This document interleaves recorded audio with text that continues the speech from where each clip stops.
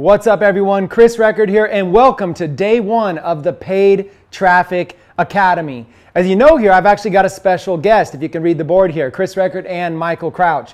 Michael just showed up. I'm going to bring him on in a few minutes, and he's going to talk to you about paid traffic, paid advertising.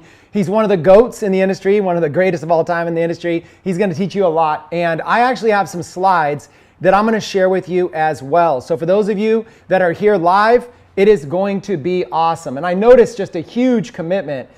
We've got people from all over the world joining us right now, all different types of time zones.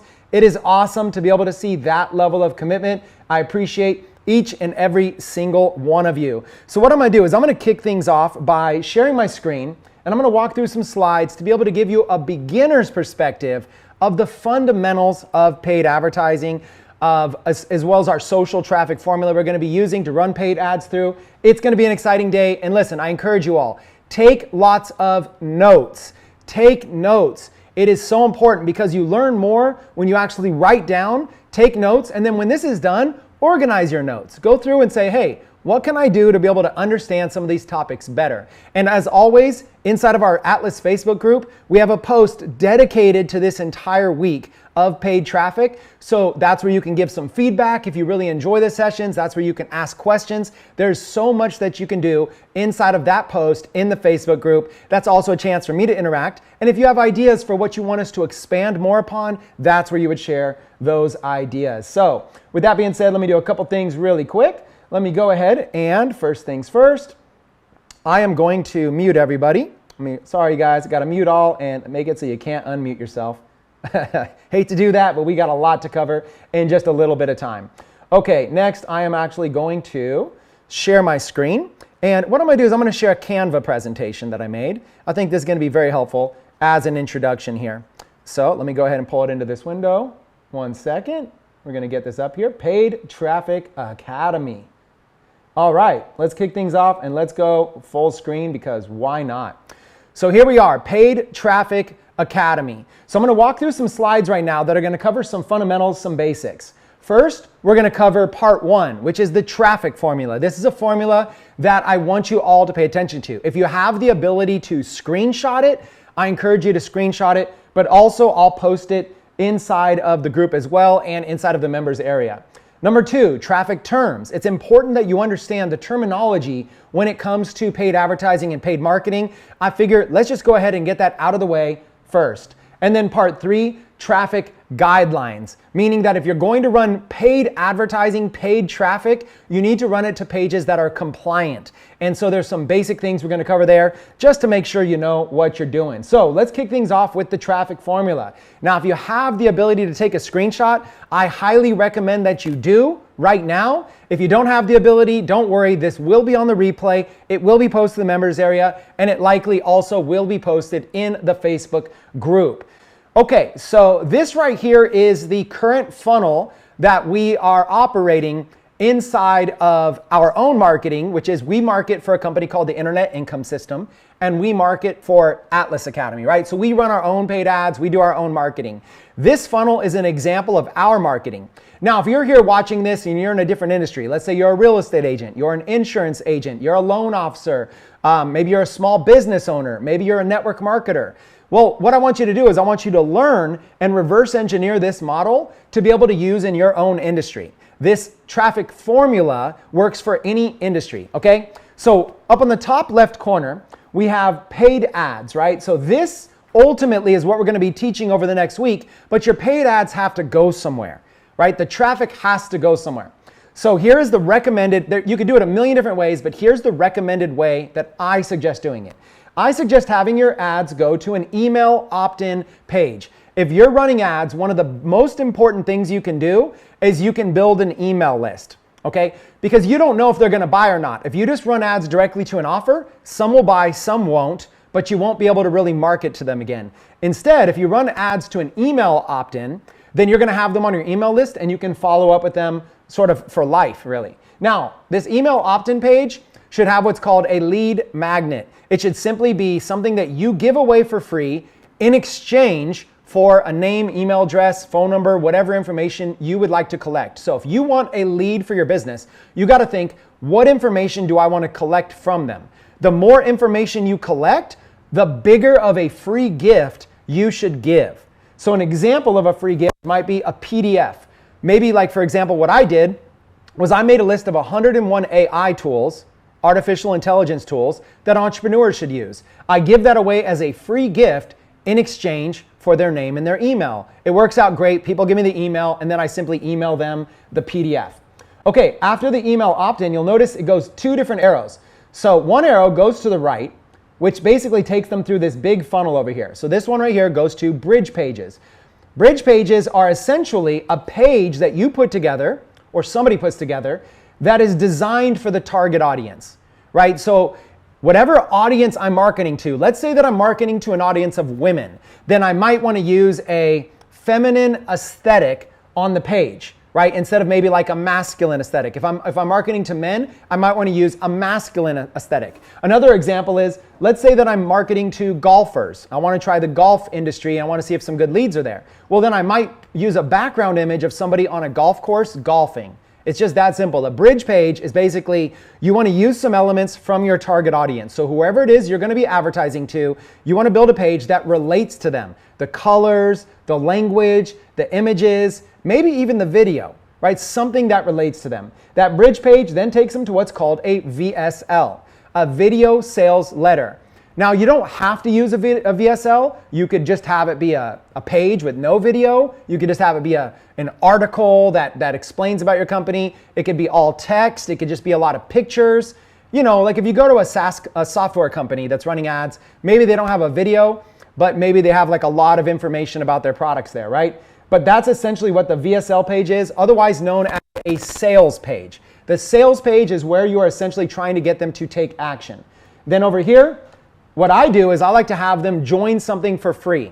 So at this point, your lead, your email lead, turns into an actual member. They're actually joining something. They're actually giving you information. Now, if you don't have a membership site, or you don't have the ability to be able to have people join something, then you would skip this step and you would go straight to a purchase page. So the sales page would take them to a checkout page. And on the checkout page, they would buy your product or whatever action you want them to do. If you're a real estate agent, they're probably not going to buy a house on that page. So that page might be something like maybe if you want to sell something, maybe for $20, you're selling a PDF that you made that's like the insider's guide to being able to buy homes at a discount in the Las Vegas, Nevada area, or whatever it might be. Or maybe it's just a long form lead. Maybe you're actually getting them, a call to action might be find out how much your home is worth, right? Figure out kind of how much you might be able to sell your home for in this market, you know, be able to get an estimate for us and stuff like that. So whatever it is, you got to have a call to action. Obviously, if you're running paid ads, you want to make money back. This is your chance to do it. So in recap, I'm going to run an ad. I'm going to collect the email address. Then I'm going to create a page that tailors to the audience I'm advertising to. Then it's going to go to a traditional sales page. They're going to join and then they're going to buy something. That is the traditional singular level funnel. But there's a lot more that's going on here. For example, after they buy the $20 product that we sell them, then I want to work on getting them to buy the $250 product and the $1,000 product. These are additional items that we have that we can sell to be able to make money off of. So you'll notice it starts to go down once they become a customer. But I don't want them to skip to a $1,000 product. I want them to start and go through things in a sequential order. That is going to be how I'm going to maximize the effectiveness of my ads. Now, I'm going to show you now the bottom part of this is the depth that comes inside of a paid traffic formula. So over here on the left, email opt-in. Well, just because I have their email doesn't mean anything. So what if I have their email stored on some list somewhere? If I'm not doing something with it, then it's not going to be effective. So I like to use what's called an autoresponder. The way that an autoresponder works is that I simply write up, let's say like 30 emails, and then I send those emails out once per day. I send them out maybe once every other day, right? Once per day, once every 2 days. And they're just going to be value-based. And what they're essentially going to be is like 30 days of value. And then I'm probably going to experiment with some other bridge pages. Maybe this first funnel didn't work. So maybe I'm going to just try something else, try some unique ideas, try to get their interest, try to see if there's other angles I can hit them with. And then these bridge pages are going to go right back to the sales page. So even the people that don't buy right off the bat, they'll eventually go into an autoresponder and they'll buy later. right? This is what happens. This is common. Sometimes people need to hear about an offer 5, 6, 7 times before they actually take action. So that's why I put in 30 days of value. After 30 days, you can just sort of leave it alone, or you can continue another 30 days, another 90 days. Heck, you could do this for years if you want. But I like an autoresponder because everybody starts at a different day.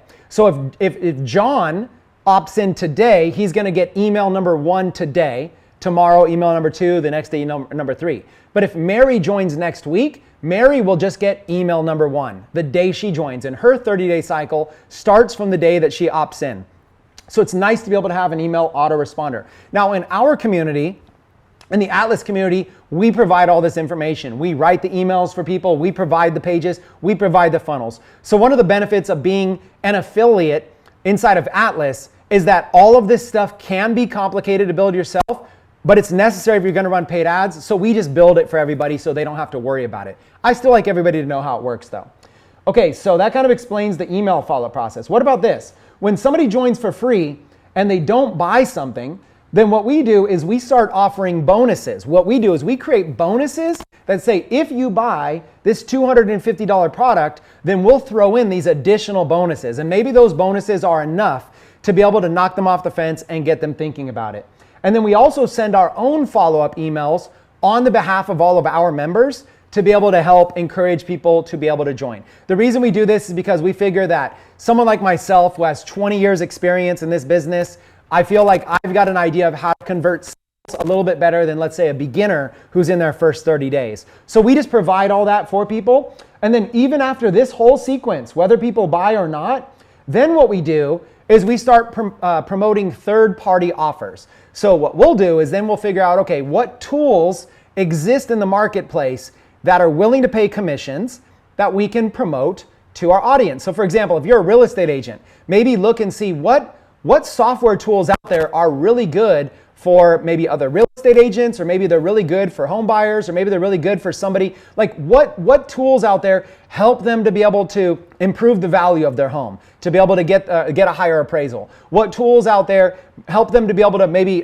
market their home or make their home more marketable, better curb appeal? Maybe what tools out there help them with designing their home or getting their home, something more amazing? Whatever it is, you're looking for tools that fit your target audience. And if they don't buy your offers, or they don't take action, then you can actually still make commissions off of selling third-party tools. Now, inside of Atlas Academy, we take it a step further and we let all of our members earn the commission on these tools. So we don't even keep the commissions. We promote third-party tools. We let our members log in their back office and use their own affiliate links, and we let them earn commissions. So essentially, we send out emails purely to try to make our own members money. That's one of the things that makes Atlas Academy so amazing. So if you're watching this video and you're not yet an affiliate with Atlas Academy and the internet income system, maybe you're just in another career and you want to learn about paid advertising, we highly suggest that you practice paid advertising in our community, because you can have all the done for you funnels, all the done for you emails, all the done for you assets, and we'll email on your behalf, and you'll get firsthand experience when it comes to sales funnels, when it comes to marketing. You'll get all that firsthand experience in our community to kind of take you from beginner to pro, and then you can start launching your own funnels for your own projects outside of us. So I highly encourage everybody, work from inside our community first, get experience, and then take it out to your own industry. So take a screenshot if you haven't already. Don't worry, I'll post this everywhere else. This currently is our funnel. Now, the last thing I'll say about this is the reason that we need this funnel is because you can't just drive traffic directly to an offer. It doesn't work. Most people lose the game of paid traffic. You do not want to be one of the people on the losing end. So you need some type of a funnel and a sequence and a system to be able to maximize your investment. If you're going to invest $1,000 in ads, you're going to want to make back $2,000 or $3,000 in order to be able to scale. So that's why we put together funnels, because it gives a higher chance of being able to make an ROI on your investment. Okay, let's move on to the next section. The next section is traffic terms. So once you get involved in the paid traffic industry, you're going to need to learn some terminology. You're going to hear people throwing out these 3-letter acronyms. You have no idea what they're saying. You have no idea what it means. You're going to feel confused. You're going to feel like you're behind. We're going to try to clear up a lot of that up front before we dive into the full week. So let's go through some terms. Now, Michael's going to cover a little bit of this one later, so I'll let Michael kind of really focus on this. But one of the most important terms when it comes to paid advertising is lifetime value. To figure out lifetime value, it's very, very simple. You just simply take the total amount of money that you've made and divide it by the total amount of customers you have. So if you have 100 customers and you've made $1,000 so far, then your average customer, one of those 100 customers, your average one is worth $10, right? You have 100 customers, you've made 1,000, 1,000 divided by 100 is 10. So your LTV would be $10, right? So you need to figure out your LTV. This is a metric that you're going to need to know in order to make advertising work. Essentially, the math equation is the higher you can get your LTV, the more you can afford to pay to acquire a customer. The next one I want to tell you, this one's very, very simple, but when you're advertising, you're going to hear two terms. You're going to hear below the fold and above the fold.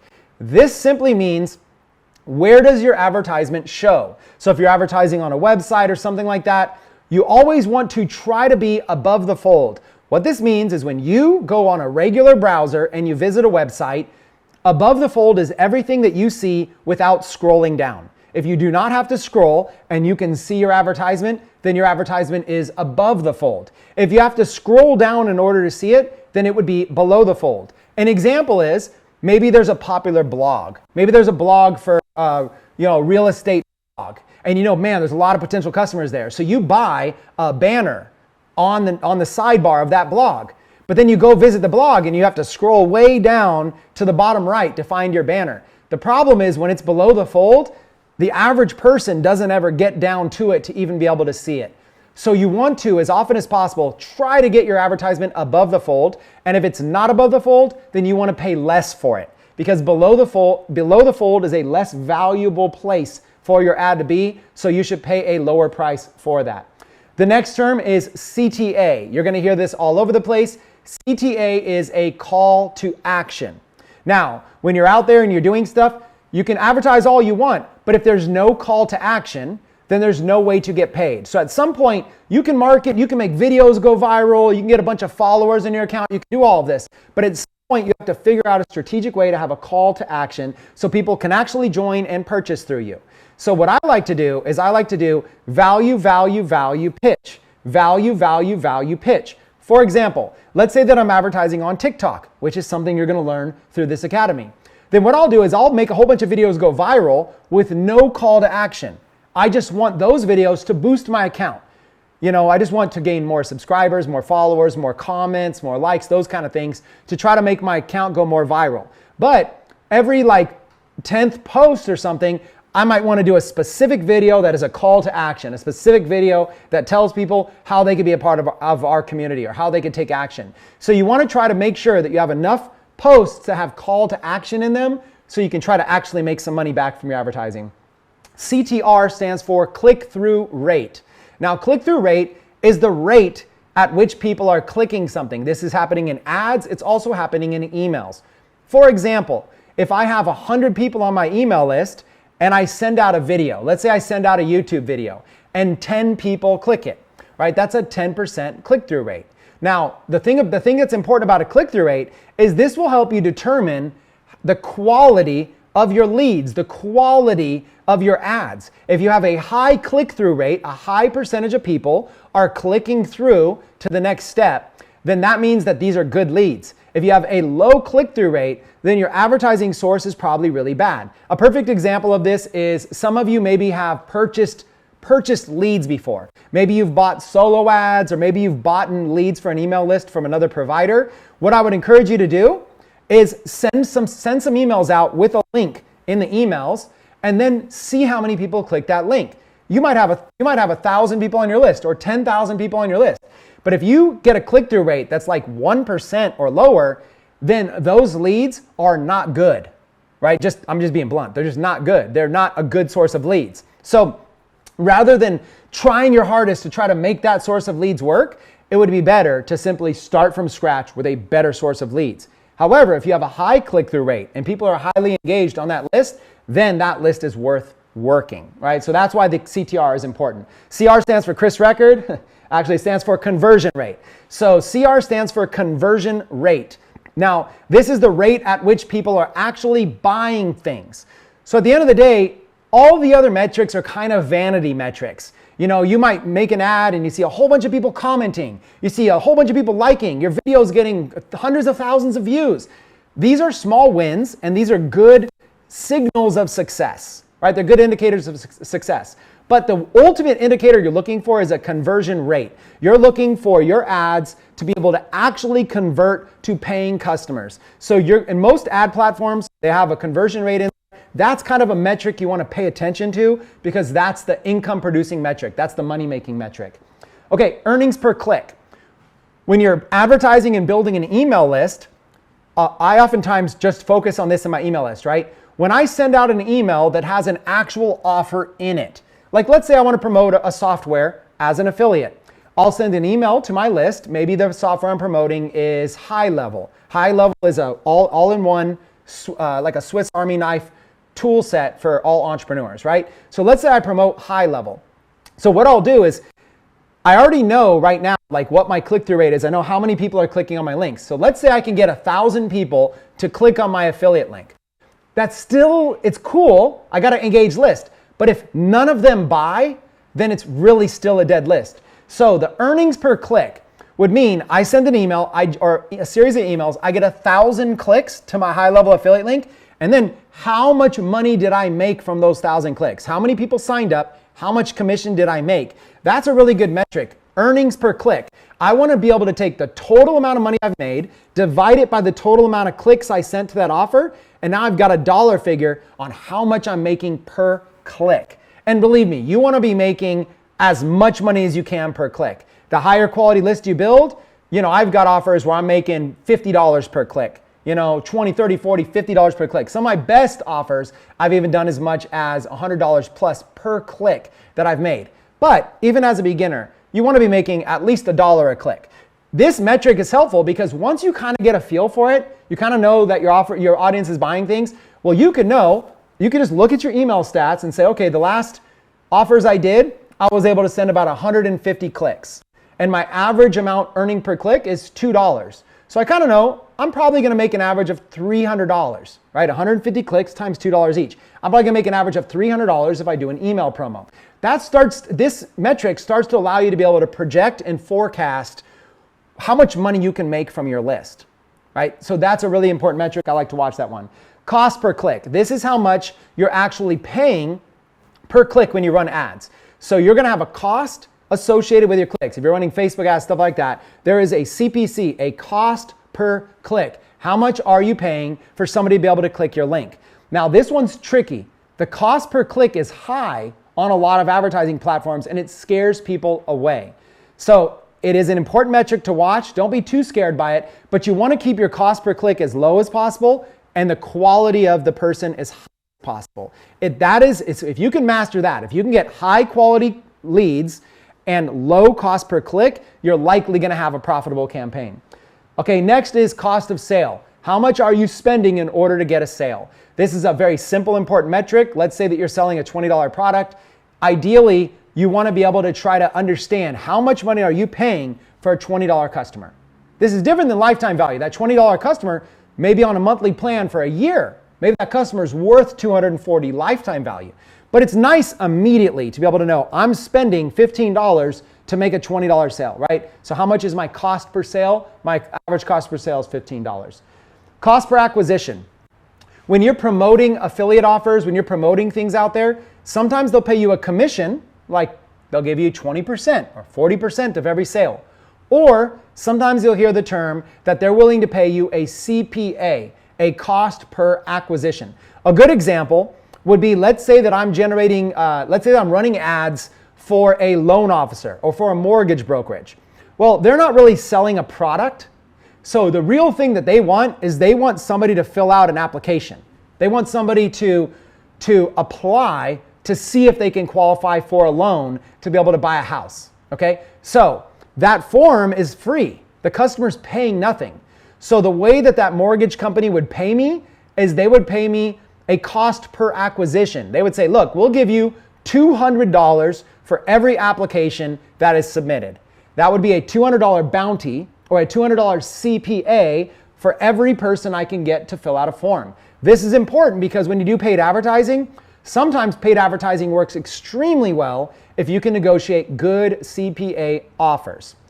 All right, next, CPM. Now this is very common and was very confusing for me when I first started because of the language. Cost per milli, right? But the problem is that I used to always think that was cost per million. I thought CPM was how much money I'm paying to reach 1 million people. But it's actually your cost per 1,000 impressions. CPM is cost per 1,000, right? They should have called it like CP1K and I would have understood it better. But all these platforms use CPM. That is essentially, if you're doing like display advertising, Google ads, stuff like that, they're basically going to display your ad to a certain amount of impressions and you're going to pay for that exposure, right? You're paying to be seen. That is CPM, is paying for that visibility. And so in that metric, you're going to want to say, okay, what is the average CPM? For me to reach 1,000 people, that is the average cost it's going to cost. So if it says like $50 CPM, that means you're going to spend $50 to be seen by 1,000 people. That doesn't mean 1,000 people clicked. It doesn't mean 1,000 people bought. It means for your banner to display, your ad to display to 1,000 people cost this much. That is called CPM. CPL is another valuable metric because cost per lead. Now, leads are not necessarily buyers, but leads are very valuable. Leads can go on your email list and you could follow up with them for life. Maybe they don't buy your initial offer, but they likely will buy other offers in the future. So cost per lead, if you can get good at email marketing, if you can get good at autoresponders, if you find that that is your angle, then cost per lead becomes a metric that becomes probably the most important. Because cost per lead is essentially how much are you paying for a qualified quality lead to be on your list. And you want to keep this as low as possible. Certain platforms are easier. For example, on TikTok, we're getting a CPL of $1 to $2. That means that we're spending $1 to $2 for a lead to be on our list. So our CPL is $1 to $2. On Facebook, it's more like $5 to $10, maybe even $15. So different sources, different traffic sources will have a higher cost per lead than others. And you always want to make sure it's a good quality lead as well. You don't want junk leads. It's not worth it. CPV is cost per view. So if you're just running ads to make a video go viral, right? If you're running ads to get some virality, to try to get some exposure, then CPV is a good acronym for you. That's how much you're paying per view, right? And so ultimately, in my rule of thumb, you want to be paying less than a penny per view, absolute maximum. However, I used to teach a course called the 3-0 Club. And what that means is I was having 3 zeros, 0.0001 per view, 0.0005 per view. So like 1/100th of a penny, right, per view. But ultimately you need to be below a penny. If you're ever paying more than a penny per view, I would posit it's not working, it's not good. I wouldn't, if you're focused on trying to get views, that is not going to help you go viral. You need to be in the sub penny range to even have any success there. ROAS. Now this is what all the agencies talk about. If you ever talk with an advertising agency, you get somebody else to run ads for you, they're going to talk about ROAS. They're going to always say ROAS. And you're like, what on earth is ROAS? That is return on ad spend. It is very, very straightforward. How much money you're spending, what return are you making on that ad spend? ROAS. It's a little bit different than lifetime value because lifetime value builds over time. You might still be making money off your list for a decade. I'm still right now making money off leads from a decade ago, right? So ROAS is a little bit more immediate. It's a short-term metric that you can use with an agency to be able to see if they're successful. You can test out an agency and you're looking for return on ad spend. Essentially, if I spend $1,000, how much money am I making in a short period of time off that $1,000? Return on investment is essentially the same thing. ROI, I don't need to explain it because we're all adults here. Return on investment is ultimately what we're looking for. We're looking for a positive return on investment. KPI. Now, I've shared with you a lot of abbreviations. KPI, key performance indicator. Depending on everybody's unique ad campaigns, you're going to want to find at least one metric that is the one that you focus on. This is the one metric that you keep your eye on because you'll just get confused if you're trying to figure out, oh my God, all these different things going on. So you want to start with one key performance indicator. Maybe it's Maybe it's cost per lead to start out. Just see if you can get leads down to a reasonable cost. And then you can move on. Once you figure that out, then you can move on to another key performance indicator. Maybe in our example with our funnel, what is your cost per member joining? How much are you paying for a free member to join? And then ultimately, your final key performance indicator needs to be something profit related. Like, what is my ROAS? Or what in ROAS, for example, would be like, a perfect example of ROAS would be you spent $1,000, you made $2,000, right? So that would be a ROAS of 2x. You made 2x or 200%, right? So if you hear people talk about ROAS, that is the most common metric between professional advertisers. Most professional advertisers purely look at ROAS, and usually they give themselves like a 30-day window. That just means we're going to run the ad, we're going to see how much revenue we generate in $30. That's going to be our return on ad spend. And you're looking for a multiple 2, 3, 4, 5, 6, 7x, right? But ultimately 2x would be fine. A 1x ROAS would mean you spent $1,000, you made $1,000. Anything less than that inside of 30 days, then you're playing the long game. You better have a good follow-up campaign to be able to make that money back. CP, conversion pixel. So when you're advertising on different pages or different funnels, all of these platforms give you a little, like Google is going to give you a little pixel code. It's going to give you a little code. Facebook's going to give you a little code. You need to ask your developer, ask your website designer, or do it yourself. You need to add that code to the pages. So if I place a Facebook ad, Facebook can tell me how much the click is. They can tell me, hey, this is how much you're paying per click. But once they leave Facebook, Facebook has no idea what they do. They have no idea if that person buys anything. So you really have no way to know if the ad is successful.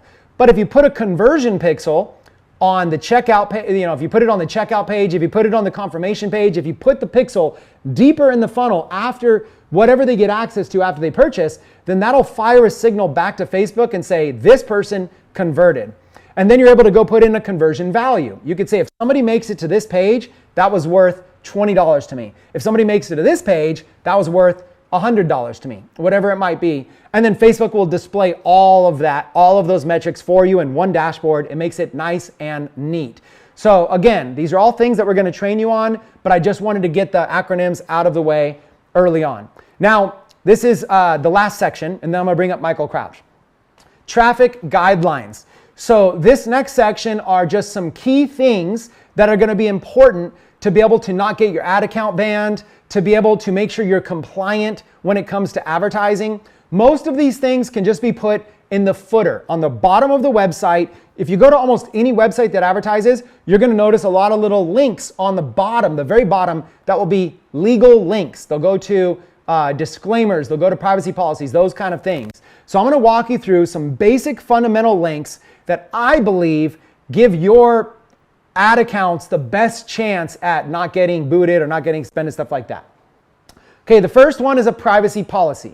Now, in the beginning, you could start with a boilerplate one. You could simply do a Google search for privacy policy, take an existing one, and just change your information inside of it, right? That's pretty simple. Now, inside of Atlas and inside of Internet Income System, we actually cover this for you. So what's cool is that inside of our community, we take care of this on behalf of our members because we just have one funnel everybody markets, and it already comes with all these documents.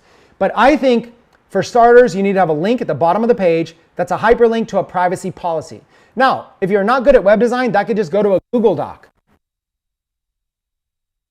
Otherwise, you got to make it a separate page.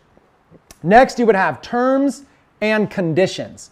So the terms and conditions, you'll notice you can pretty much just go to other websites and click terms and conditions and read theirs. Now, the bigger, more successful company you go to, their terms and conditions are probably written by teams of lawyers, so those are not as good to copy. But if you go to sites like LegalZoom or you just go to like these little boilerplate sites, a lot of times they just have a form. You can just put like your company name, this and that, have some basic terms and conditions, edit anything you need, but you need some terms. Like if you're going to run Facebook ads, if they do a review on it, they're going to need to see terms and conditions. Next is a refund policy. Now the refund policy should be two places. One should be a link at the bottom of the page, just like the privacy policy. But two, you should also have it written on the page somewhere very, very clear. So there is a clear understanding between you and the potential customer of what your refund policy is. Even if there's a no refund policy, then you got to put there's a no refund policy. This is going to come in handy a few different ways. One, it's going to make sure you're compliant when running ads. And two, it's going to make sure you don't get shut down by your merchant. So let's say you're using Stripe or PayPal or your bank to do these transactions. If a customer ever disputes any of these transactions and wants a chargeback or a refund or if they're just trying to file a chargeback, they're going to ask you, do you submit your rebuttal? And you're going to be able to show, I have a clear refund policy right here at the bottom. I have a clear refund policy on the front of the page. Also, put the refund policy on the checkout page. When they're ready to buy, when they got their credit card out, there should be a clear refund policy there. I like it written on the page and I like it in the footer. This is going to give you ammo to be able to fight any chargebacks from people that say, hey, whatever. You're like, hey, look, we got a 7-day refund policy. They're contacting me 3 weeks later. They had 7 days, they didn't do it. Next, a cookie policy. Now, this is more modern internet policies. If you notice, you'll go to a lot of sites these days, and there's a little thing on the bottom right that says, I accept cookie policy. What this means is that most websites these days like to track the visitor. They like to track what's going on with the visitor. They like to figure out how long are they spending on pages? What parts of the page are they spending the most time on? And they want to see where they're getting through the process. So there are these things called cookies. A cookie basically means when you click a link, it drops a piece of code on your computer, also known as a cookie. It drops a cookie on your computer. That cookie usually expires after 30 or 60 or 90 days, but it sort of like tracks your progression. It gives feedback to the company. So cookies are very valuable. If you're going to use any sort of cookies in any of your marketing, I recommend that you have a cookie policy that explains why you're doing it and what you're using that information for. Again, there's boilerplate documents out there. Okay, next is the GDPR policy. Now, this is mostly like a European Union policy, and it's sort of become like a global standard. If you are going to be marketing anything outside of the United States, if you're going to be marketing anywhere in Europe, it's a required thing that they have the protection of consumer rights out there, that they're protecting how data is used. And so usually there will be a link for like a GDPR policy that basically shows, hey, here's an extra level where we are giving a disclosure of how we're using this information. Now, this is simply a requirement in another country, but we need to do it because we like to advertise globally. Now, if you're just a real estate agent and you're advertising in your local Las Vegas area or whatever, you don't need a GDPR policy. This is mostly if you're going to be advertising more globally, or you're in Europe, right? Income disclaimers. If you're ever sharing anything that has to do with an income opportunity, anything where you're talking about how they can make money, even if the video just says they can make money, if there's ever a reference of how the consumer can make money through whatever it is you're doing, then you should put an income disclaimer, both as a link and text on the page. And you want to do this as much as possible. The FTC and these different 3-letter organizations have all been cracking down on this. And sometimes they'll shut down a whole entire business if there's not an appropriate disclaimer. Now, of course, there's some wiggle room here, but not when you're running paid ads. If you're running paid ads, make sure there are some clear disclaimers if you're involved in any sort of business opportunity, affiliate marketing, or anything like that. So that is my portion of the presentation. I want to quickly introduce Michael Crouch. Now, Michael Crouch is somebody that me and him go back a long time. If you guys went through the Agency Academy, which was a couple months ago, we did like 10 boot camps and 10 Q&A sessions where we taught people how to be able to build up their own digital agency. We taught TikTok ads, we taught lead generation, we taught high level, we taught landing clients, SEO, you name it. We taught a lot when it came to building out a successful agency. So Michael was in high demand. People wanted to hear more of him. So he flew from Miami to come out here right now to be able to share with us. And he's going to be part of this entire Traffic Academy every single day. In fact, he's going to be the majority of it. So all the coming days up here, I'm probably just going to do like a little 5-minute intro and let him take away the whole rest of the presentation. So you guys are going to get a lot of Michael Crouch. Now, quick background on Michael. I'll let Michael kind of tell his story about how he was a student in one of my programs and actually ended up blowing up. I'll let him share that story. But Michael and I go way back, over a decade. Right, we lived together for like a year down in San Diego. We've known each other. I went to his wedding in Hawaii. We've done a lot of stuff together. We're very familiar with each other's children, in each other's lives and stuff like that. And we've done a lot of business in the space with a lot of the same network. Michael comes from a background, something he doesn't like sharing a lot. I like sharing it because I think it's cool. He likes being humble about it. But he comes from a successful family. His dad, for example, is actually the co-founder of Hyatt Hotels. Believe it or not, Jack Crouch is the co-founder. He kind of came up with this idea of putting hotels sort of like in airports, like right at the airport. You could just fly in, have a hotel to stay at, and fly out. Perfect for conducting business. He was also a pioneer when in the fast food industry and stuff like that. Early on, when there was a huge industry out there that was new and it was growing, his dad was a part of that. His dad actually met the Hyatt family through the restaurant business, started up that together, and then eventually exited out of that. The Hyatt company went into more of the resorts type hotel business and obviously expanded it to a name that we all know today. But if you've ever seen a Hyatt hotel, if you've ever heard of the Hyatt family, know that that whole entire idea would not have even existed if it were not for Michael's dad. Right? So he's always had this ambition to be able to do big things on a high level. I've watched him generate millions of dollars in his career. I've watched him raise millions of dollars for different businesses. I've watched him do everything from mobile apps and being in the app store to building a very successful agency, working with injury attorneys and working with doctors and all these different clients, to speaking at masterminds where people spent $100,000 to have to go there, to networking and working with some of the biggest names in the entire industry. So it is an honor to be able to have Michael Crouch as our guest through the Traffic Academy. You're learning from somebody who has literally done millions of dollars in ads, understands the game, and knows how to break it down, beginner friendly. So Michael, with that being said, I'd love to bring you on out and welcome you to the family. Hey. Here it is. By the way, guys, he's 6'6". It's not that I'm that short, okay? I'm not really this short, I promise. Okay? He just 6'6". Before you go, you're gonna have to, when you're ready, I figured you'd get a little intro. Yeah. You're gonna go share screen right here, and you're gonna click this one, Okay. and then share, and it's gonna stay here. Okay. But right now I don't have you sharing, just because I wanted you to be able to do an intro before you got started. Okay. Take it away. Got you. Share is... It's gonna be right there on the bottom. Okay, You can got talk you. to him for a minute, and then All right. I'll walk you through. How's it going, everybody? Super excited to be here. Made it all the way to Las Vegas. And yeah, we're going to be jumping into this Traffic Academy and talking about a subject that is like near and dear to my heart, because paid traffic is really one of those ways that you can kind of like skip the line and really get success very, very, very quickly if you know what you're doing. Like Chris mentioned, I took one of his, I think it was actually his very first class, called Penny Click Profits. Back when he launched it, learned about this little thing called print on demand, started playing with it a little bit, and kind of got most of the steps down, but was missing a few things. So I got on the phone with Chris and kind of had him fill in the gaps for me, and then took basically the knowledge from that course and the conversations that Chris and I had, and was able to scale up to $1.3 million in sales my very first month in the print on demand world. I was actually #1 in the entire industry, but all of that was possible because of paid ads, and so and because of Mr. Record over there.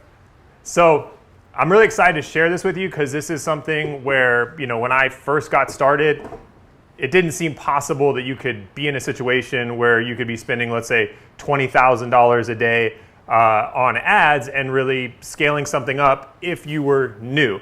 Now, to put it in a little bit of context, obviously I had been in business for quite a bit of time before that and had studied a lot of things as far as technology and ads, so I wasn't getting into it green. It's not like I slipped on a banana peel and all of a sudden made $1 million, but this was a new concept that hadn't really been talked about, that Chris was kind of one of the first pioneers of, and we got in and kind of figured it out, and we're able to scale it up within the first month. And so this is all possible, like I said, because of the power of paid advertising. It's kind of, for the first time in history, all of these are recent, but in internet years it's like dinosaur times, right? We talk about things that happened like 10 years ago, and it's like it evolves so fast. But when we first got started in the print on demand kind of space, that was really like the kind of like the big, how would I put it? That was kind of like one of the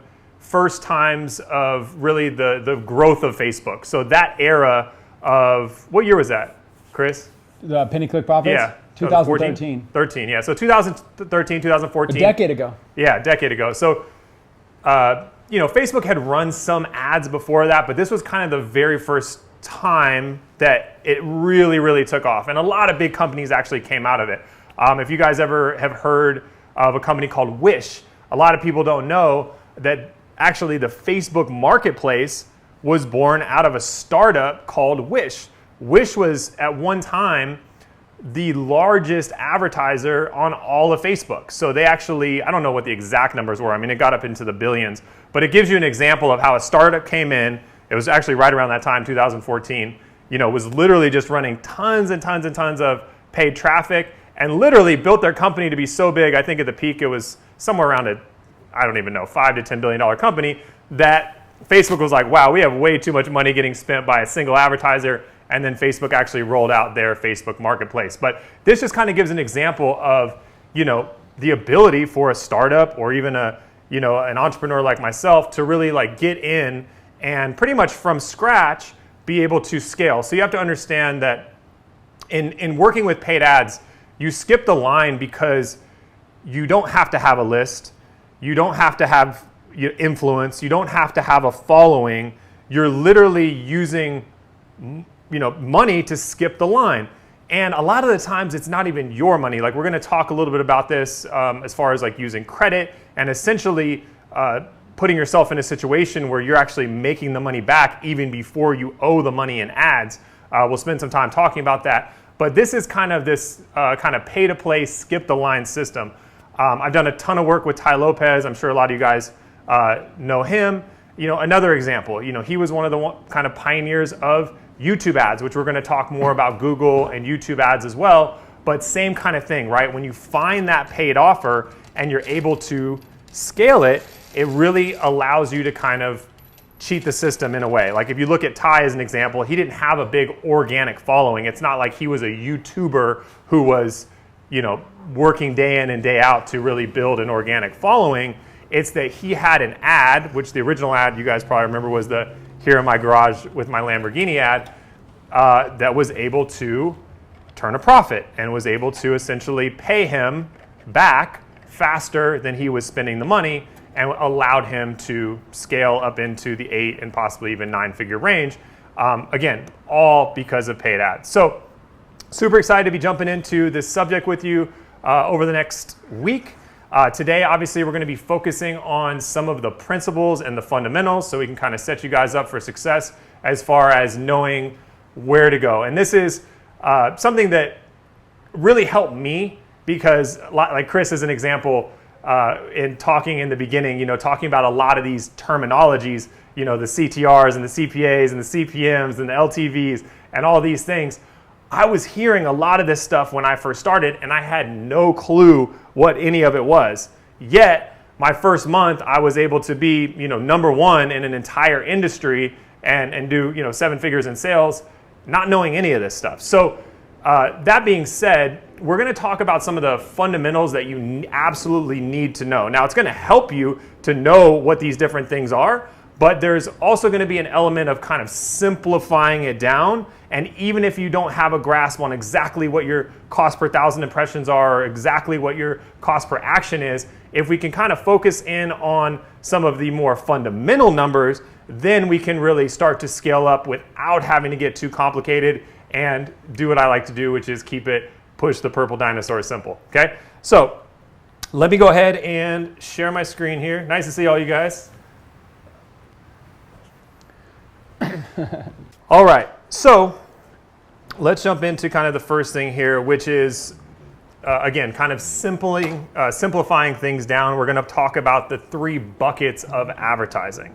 Okay, and now the 3 buckets when it comes to advertising is very, very simple. We have our product cost, we have our ad spend, and we have our profit, right? So this is really the core number that we're going to focus on that's going to allow us to really be able to scale up, right? Because if we know these numbers and these numbers start to work, well then guess what? We can start to put more money behind those paid ads and we can start to scale up. Regardless of if we know, 5 or 10 or 15 different acronyms, this is kind of the core of where you're going to take it, right? So there's two sides of this, right? When I got into this, I was very much focused on one-time purchases. So when we were in print on demand, we were primarily selling hoodies.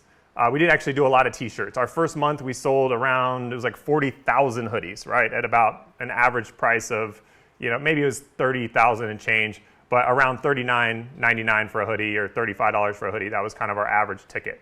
So that worked really well back then, especially when it was early with Facebook, because it wasn't as competitive.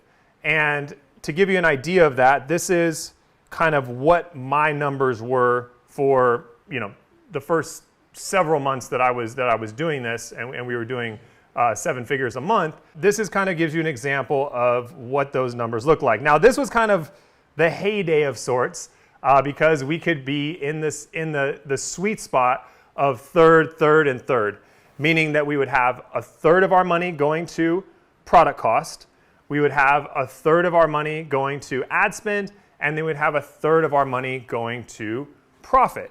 And so in this case, if we were selling a print-on-demand hoodie for $39, the hoodie cost, what it was costing us to actually print that custom hoodie, was about $13. And then we had to spend about $13 on paid advertising in order to make the remainder, which was the $13 in profit. Now, obviously, times this by 30 or 40,000 hoodies, and you get up into some numbers that are pretty life-changing. Now, this example is of one time, so meaning that you have to do this month in and month out to kind of make this work, right? And so as ads started to get more competitive, then you would see people start to kind of go different directions. One is they would try to find ways to essentially get an edge on ads, meaning they would try to find a way to essentially target better so that they could keep their costs down, because as the ads are rising and getting more expensive, you essentially have to have some way of combating that. Or the other way that you can combat that is with price. Now, we've done ads for everything from t-shirts all the way to raising money to the tune of let's say 100,000 to 200,000 per investor, and it's really all the same process across the board, right? Whether you're selling a product, or if you're doing Atlas, or if you are raising money, whatever you're essentially running the paid ads to, the process is so similar, which is why I love this subject, because when you learn it and you get good at it, it's ubiquitous across the board. You can apply this stuff to absolutely everything. But I want to talk to you guys about a subject that I really like to focus on right now. That's going to be this residual side. Okay, so this is where life kind of transformed for me in the paid ads game, is really delayed gratification. This is going to be one of the things that will absolutely change your guys' life when it comes to internet marketing, paid ads, really just business in general, is this idea of delayed gratification. And a lot of this can come from offering a product that has some sort of residual nature to it, okay? And so to kind of put this a little bit in perspective for you, if you look at the example here, I kind of use similar numbers. So let's say, for example, we were selling a $39 subscription, right? Now, in this case, if it's a digital subscription, the cost would be zero, or it'd be next to nothing, because it's basically digitally delivered. It's something that that you don't have necessarily a hard cost to, like you would a t-shirt or a hoodie. Now, let's say in this case that our ad spend was quite a bit more. We talked about the hoodie and how in that it was like third. So we were spending a third on product, a third on ad spend, and a third was profit. But let's say in this case, our ad spend was the entire cost of our subscription. So we had to spend $39 to get somebody to spend $39 a month with us. And this would make our profit a whopping zero. Now, at first glance, this looks not that great. But for those of you that are familiar with what Chris talked about earlier, which is LTV, what if we were able to retain these clients over a period of time, right? So now this could be a subscription. This could also be upsells in a product, right? So if a product has upsells in it that are there, all of these things kind of trigger a residual nature to a purchase, right? So in this case, if let's say our LTV or our long-term value of a client was an average of 5 months, meaning that if we brought somebody onto a subscription, the average time they would stick around would be 5 months. So now month 1, well, we're at 0, we got a goose egg. But now month 2, we've made that $39 back and it's all profit, right? Month 3, 78, month 4, 117. And then by month 5, we've hit $156 for that client, even though it was 0 on the front. Now, this is why I say it's kind of really life-changing to kind of switch your gears into this more, this way of thinking as far as delayed gratification, because it creates such an abundance on the back end.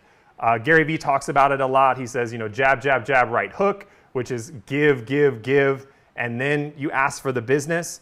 Hormozi even says basically jab, jab, jab, jab, jab until they ask you to purchase. So you're just giving and giving and giving and giving until they ask you to purchase.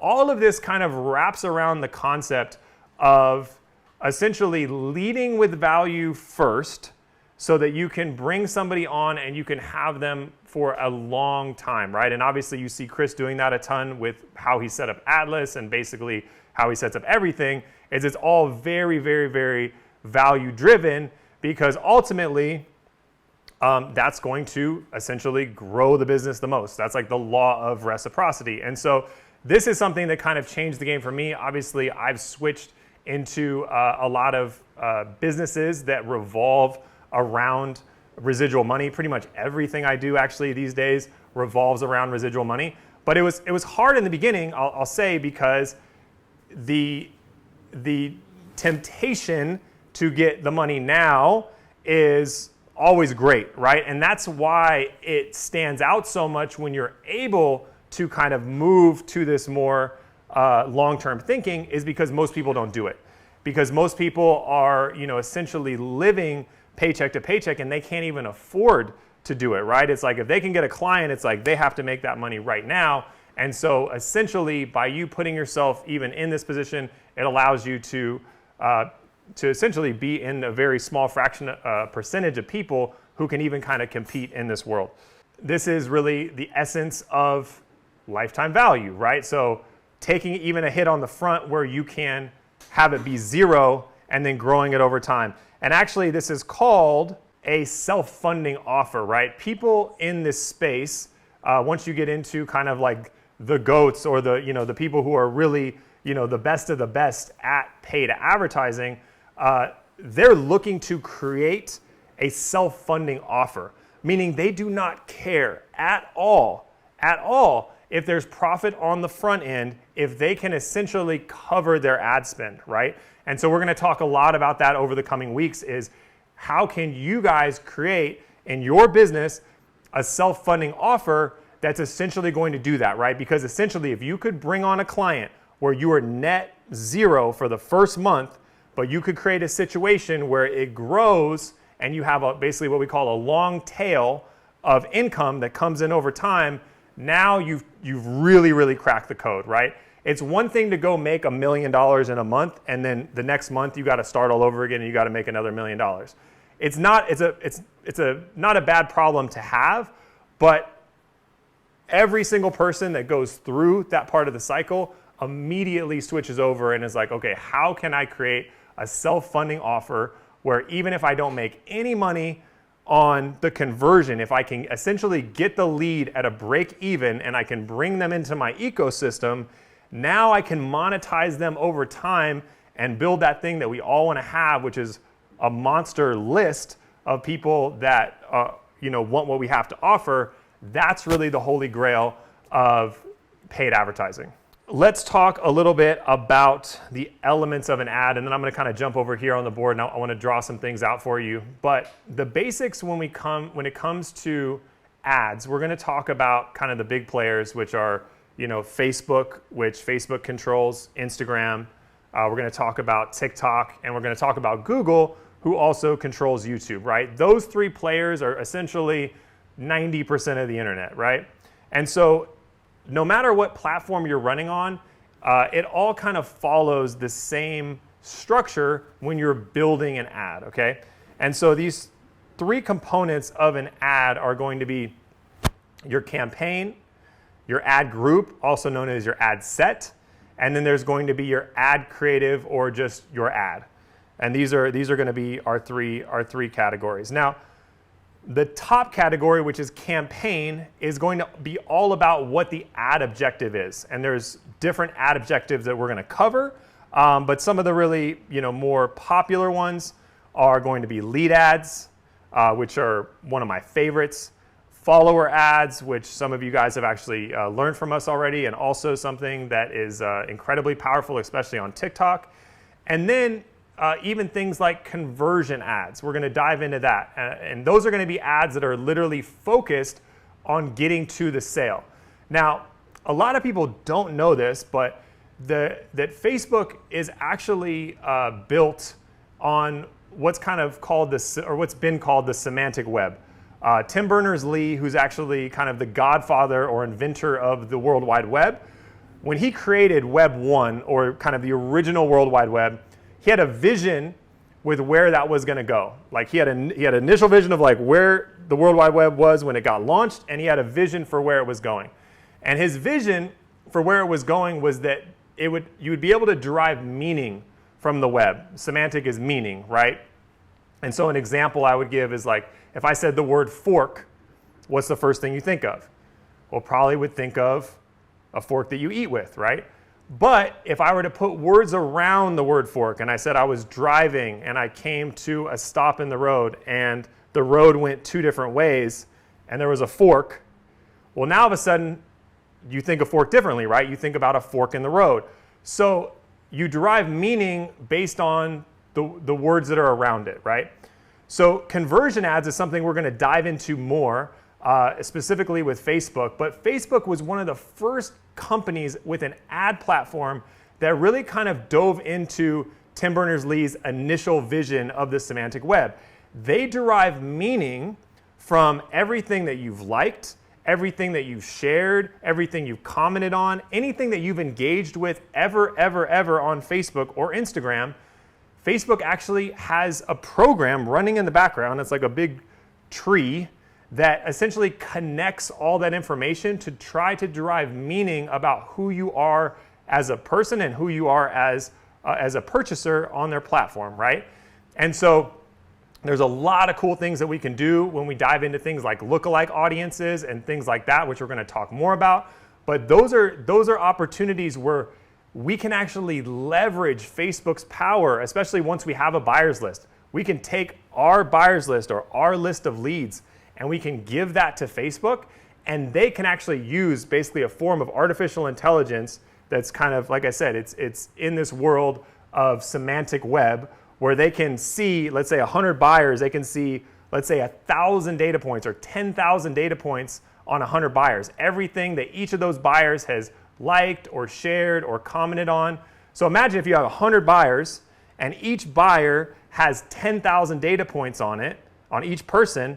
That's 1 million data points that you can give to Facebook just from having a buyer's list of 100, right? So these are little tricks that we're going to teach you over the coming weeks that's going to allow you to literally not necessarily know how to target necessarily or know how to pick the right interests, but if you just know how to let Facebook do the work for you or let Instagram do the work for you, now you can get the best conversions possible, and you don't even have to mess around with trying to find out who your target market is. You can let Facebook and Instagram and these platforms literally do the work for you. So that's conversion ads, and we're going to talk more about that. Ad groups. So this is the next section in those three categories. So we have campaigns, which is all about the objective. Is it a lead ad? Are we trying to get leads? Is it a follower ad? We're trying to get followers. Is it a conversion ad? We're trying to get people to convert and purchase or sign up. So ad group is all about the audience. So this is going to be all about who we're actually sending the ad to, right? So we can talk about, are we going after a certain age? a certain gender? Are we going after certain interests that we know that are going to kind of be congruent with what we're offering? Or are we using custom audiences and lookalike audiences, like I mentioned, to kind of let Facebook do the work for us, to have them go find the audience, right? So that's kind of the ad group side. And again, whether it's Facebook or TikTok or any of these ad platforms, they all follow this very simple kind of three parts to running an ad. The ad objective: do we want to get leads? Do we want to get conversions? Do we want to get followers? Then the ad group or the ad set: where do we want the ad to go? Who do we want to have see it? What are their interests? Do we want to have Facebook use some artificial intelligence to go and find the people that we're looking for, kind of like a heat-seeking missile? And then the last part is going to be the ad itself, or the ad creative, right? So now we know what kind of ad we're running. We know who the ad's going to. Now the ad creative is all about the design of the ad and the copy, right? So these are going to be things, and Chris mentioned this earlier, this is going to be like the image or video that we're using. This is going to be the headline and the text. And just so you guys know, like the number one and number two thing that impact the actual ad itself are going to be the headline and the image or video, right? Those things can make or break an ad, right? So we're going to talk a lot about split testing. So when we run ads, we run a lot of ads. Not all the ads win, right? We scale the winners and we cut the losers, right? And I'm gonna talk to you guys more about this. But the thing that really essentially drives an ad, once we get the audience nailed down and we know that the audience is good, and the thing about it is the audience, we can cheat, right? Because we can have Facebook use their AI and essentially use their intelligence to pick the right audience. So that one we kind of have like a cheat code on. It's like the Game Genie, if you guys remember that from the old Nintendo days. So now it kind of leaves us open to be able to focus on the actual ad itself, right? This is something where we don't necessarily have a cheat code on it. Well, actually we do, but this is going to be one of the biggest drivers of actual performance, right? And when I did a emoji ad as an example, I literally just changed the image of an emoji ad. This emoji app ended up going to #1 in the App Store, and it was fueled by paid ads. And the thing that literally changed the game for this ad, one ad was essentially getting downloads for 70 cents each, and the other ad was getting downloads for 5 cents each. So it was literally a 10x difference. And the only thing that was changed was the image, right? So this just goes to show you that image and headline are so powerful. It's like there's a book out there called Hooked, but it talks about variable reward. And it talks about how essentially when you're scrolling on Facebook and Instagram, it's the same psychology as if you are ringing a slot machine and you're trying to get 777. Variable reward is this kind of psychological principle in our brain that we can become very addicted or very hooked to something if we know there's a reward coming, but we don't know when or how much that reward is going to be, right? And so with a slot machine, you're sitting there, it's a loser. Up, you might win a couple bucks. A loser, and then eventually one day you might hit a jackpot, right? But it's that psychology that will, if you ever, I'm in Vegas right now, but if you ever go to Vegas, you'll sit there and see people mindlessly pulling the lever, and you're like, how are these people sitting here for hours on end doing this? It's because of that principle of variable reward, right? So this same principle is what social media was built on. The people who created the news feeds of Instagram and Facebook were extraordinarily familiar with this. And it's the exact same concept. So when you're sitting there and you're scrolling on the feed, it's like, oh, that's not that cool. Oh, that's all right. Oh, that's cool. Oh, that's whatever. Oh, that's kind of dumb. Oh, that's awesome. And so that's what keeps people literally, whether it's TikTok or Facebook or Instagram, that's the psychological principle that will just keep us there just scrolling and scrolling and scrolling for minutes, if not hours, right? And so we want to be able to master this as advertisers, right? What is that 777? Well, that 777 is hitting it on the head when it comes to the design of the ad, and when it comes to the heading and the text, and when it comes to the call to action, which is actually the place where we're going to take somebody and we're going to essentially, point them down the funnel or down the direction that we want to take them, right? And so because the algorithms are built around this, it's not like when you hit it on the head and you get the right ad and you get the right headline and you get the right text that you get like, ooh, a 10% benefit or a 20% benefit. It's not like that. It's like a 5x difference or a 10x difference, right? So this is why it's so important to essentially split test and run different ads. And we're going to talk about kind of our strategy with doing that until you find the winner, because like, again, it's not like the winner does 20% better. It's like the winner does 10x better, right? And so we want to find that winner. Chris actually gives a great analogy. And he said it's like you're putting soldiers out on the battlefield and you're waiting to find Thor, right? Or you're waiting to find, that soldier that can just mess up the whole army, right? It's like you're trying to find where's Thor, but you're going to lose soldiers in the battle, and you have to be okay with that, right? Because you might run 10 or 20 ads and they all fail, right? But let's say all 10 or all 20 of those ads were $5 ads, right? So if you run 10 $5 ads, you lost $50. You run 20 $5 ads, you lost $100. You run 25 ads for 2 days, you lost $200, right? That's where people get discouraged because they don't understand the numbers, right? It's like baseball. Baseball, it's a mind game because the best people in the world are missing 70%, right? So how hard is it for a baseball player to train their mind that I can make it to the Hall of Fame and literally, be a legend in this sport missing 70% of the time, right? They have to train their brain to think that way because our brain naturally doesn't think that way. They're like, look, if we're going to be a winner, we need to be at least winning 51% of the time, right? With ads, it's an even more exaggerated version of that, right? You can be a legend in the ad game missing 90%, missing 95%. I would even stretch to say missing 99%, because when you find that winner, you're able to scale it up to 1,000x, 10,000x the losers, right? So even if you had 100 losers, but your winner, you were able to scale it 10,000x, well, that means you lost 100 units, but you made 10,000 units, right? And so this is kind of the thing that we're going to focus on is how to do that. Now, there's going to be different things that we can do to kind of figure out what's going to work, okay? I'm actually going to jump over here on the whiteboard for a second. I want to draw this out for you guys. I'm going to draw a couple bell curves for you. So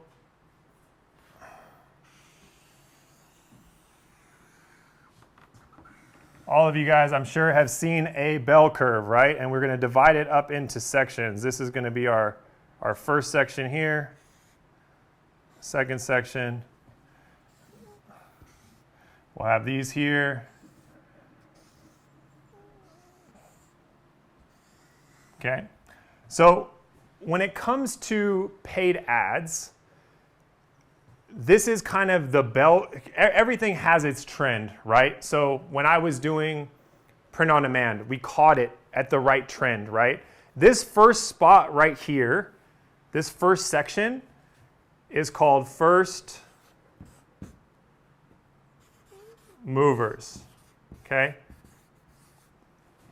Now, this is actually not where we want to be, right? Because the problem with this, and I'll do a dash line with here, is when we're first movers, we don't know what the trajectory of growth is going to be for this thing, right? So if we're essentially, trying to come up with ads on our own, and we think that we're just going to be, the oracle of good ads, then we put ourselves in a situation where we could lose because we're heavily banking on the fact that we're just so smart that we can kind of come up with this stuff, right?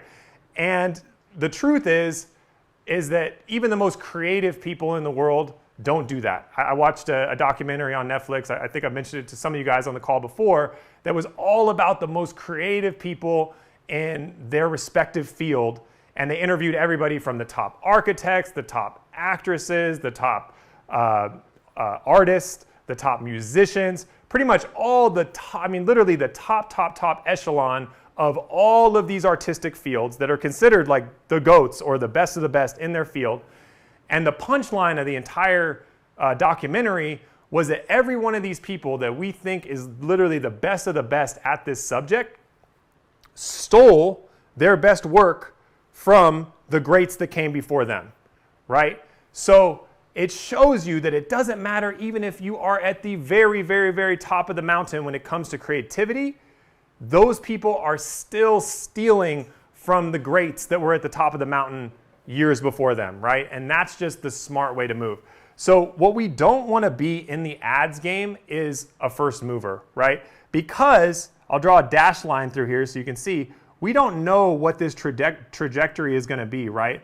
What if the trajectory on the first mover is only that, right? And it's not even a good ad, right?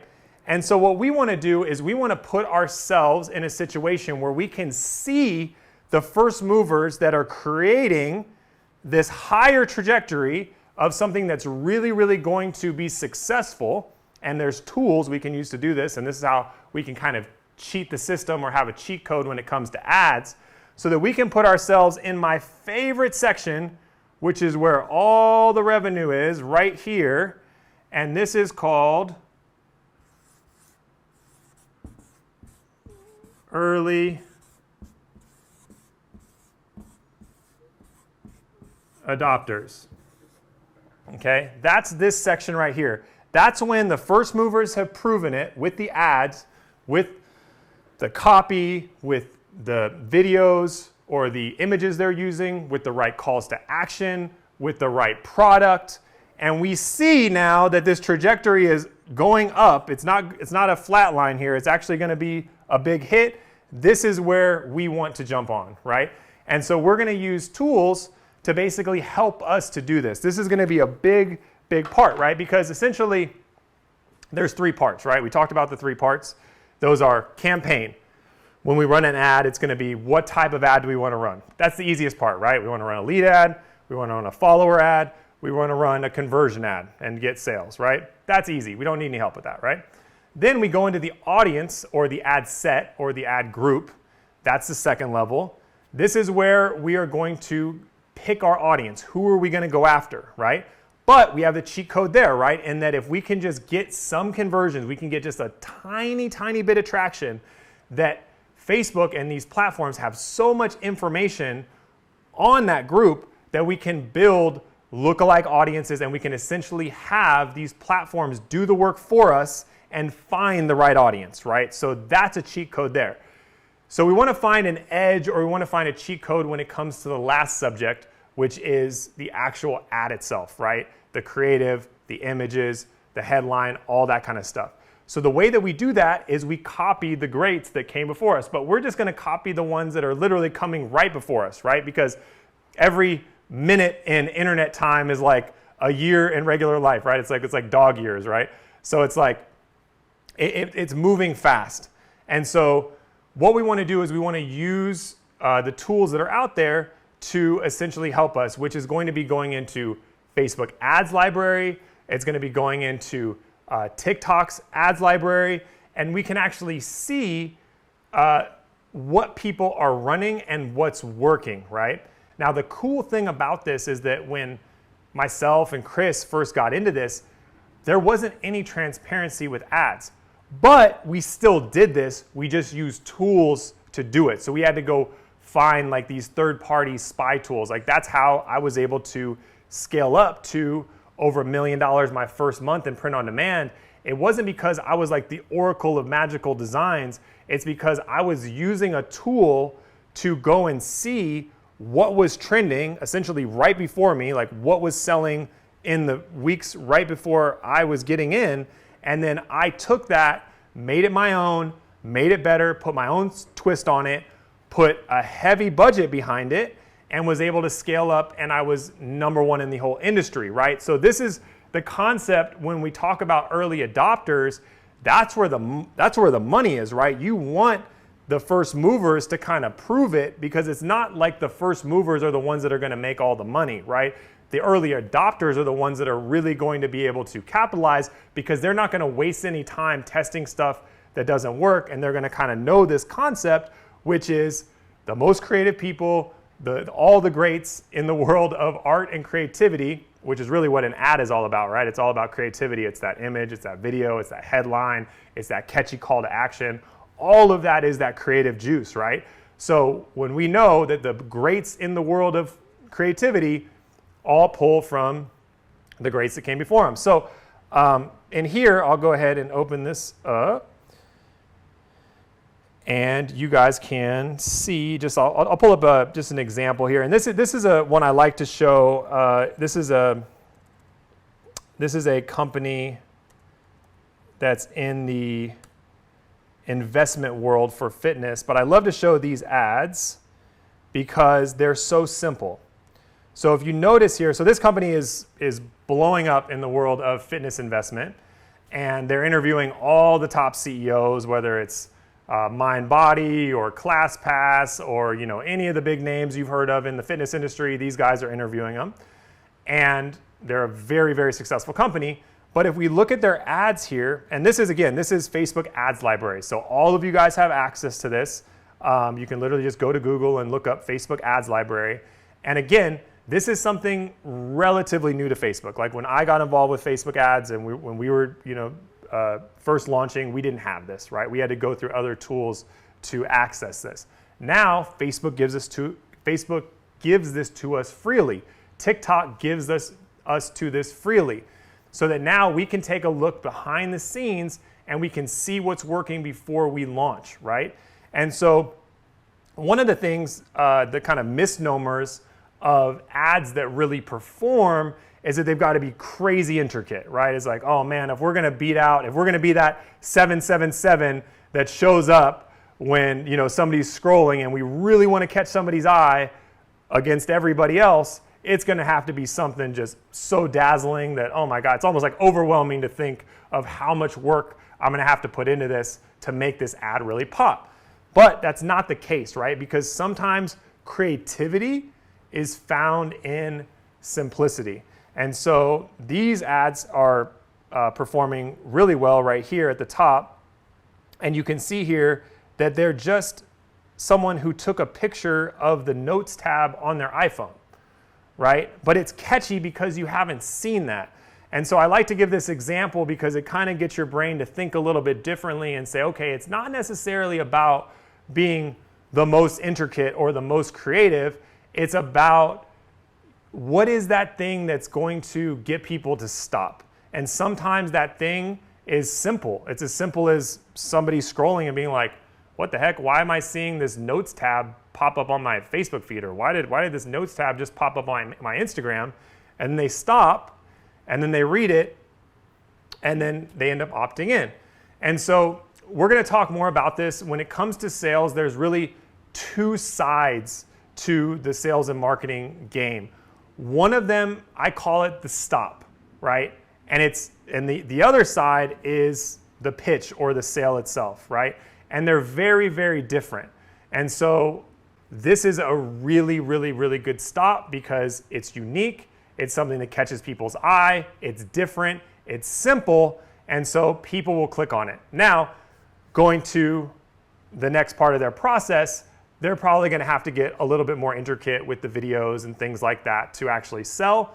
But that will be, again, more of the pitch. But this, when we talk about ads are really the stop, right? In the world of marketing, when we talk about somebody landing on a VSL or a video sales letter, that's the sale, right? That's the actual pitch.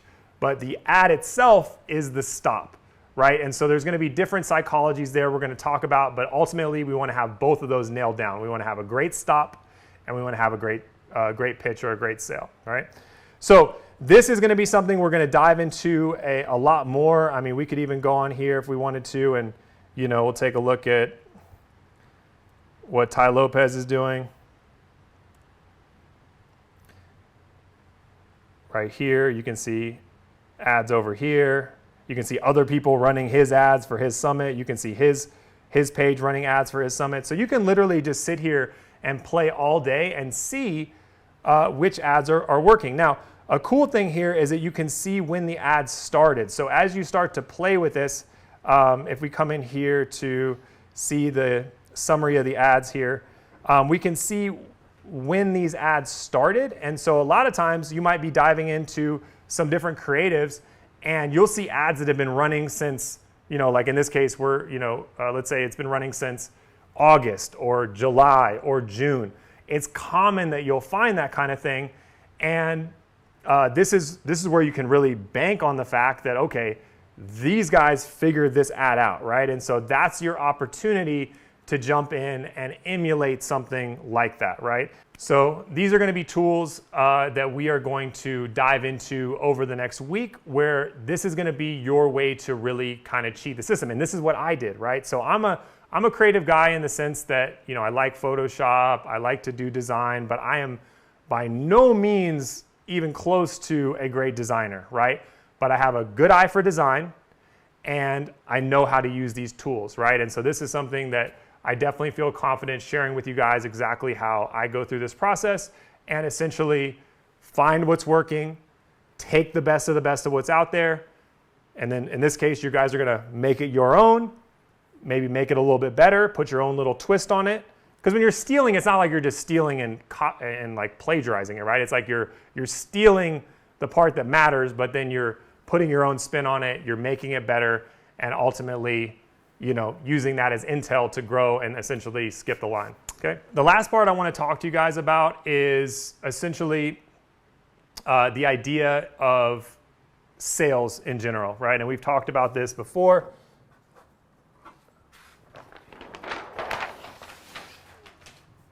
But sales has not changed in the last 100 years, right? And what I mean by that is the number one and number two driver